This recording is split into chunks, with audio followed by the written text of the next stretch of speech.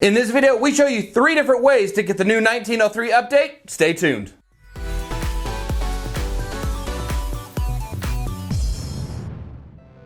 What is going on YouTube? Windows has released the May 2019 update and it is slowly rolling out through different countries, but if you don't want to wait and you want to grab it now, you can do that by using one of these 3 different ways. Now, before we begin this update, the first thing that you're going to want to do is make sure you have a backup of all your data, just in case something goes wrong, you have something to fall back on. Next thing that you're going to want to do is unplug any unnecessary USB peripherals, specifically a USB external storage device. Right now, there is a current bug where if you have a USB external device plugged in, there's a potential that it could either corrupt or prevent the update from finishing. So make sure that you have that unplugged and you just have what's necessary plugged into your computer. The method that you're going to want to try out first is to go into your start menu and type in update, and you're going to want to click on check for updates. From here, you can go on and manually check for updates. It's going to go through its little rigmarole and it's going to let you know if this has been released in your area. If it has, you're going to receive this message that says download and install now, and you'll just want to follow the prompts from there. If this does not show up for you, you can use one of the next following options.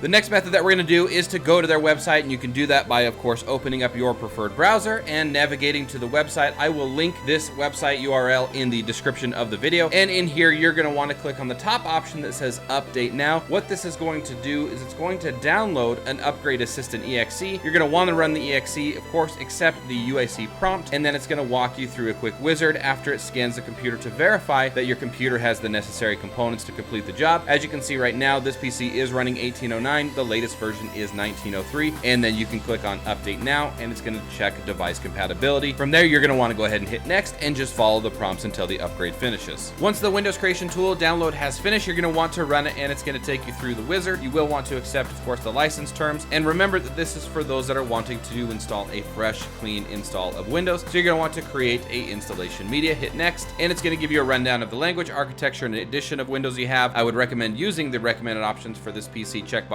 check, hit next, and this is the point where you're going to want to choose what type of media that you want to use. Now keep in mind, if you do use an ISO file, you will have to download a separate program in order to put that on a USB drive and make it a bootable drive. So I would recommend using the USB flash drive because it kind of combines 2 steps into one. They do say that you need at least an 8 GB. I recommend a 16 just to make sure that you have enough storage space. Once you've got that selected, hit next. It's going to ask you to find the USB drive. You're going to want to click on that and hit next again, and it's going to proceed with installing that onto USB flash drive so you can then reinstall Windows on your computer.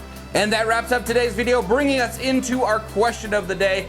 After you've gone through and done the upgrade, come on back and tell us what upgrade method worked best for you. Of course, leave your answers in the comment section below the video.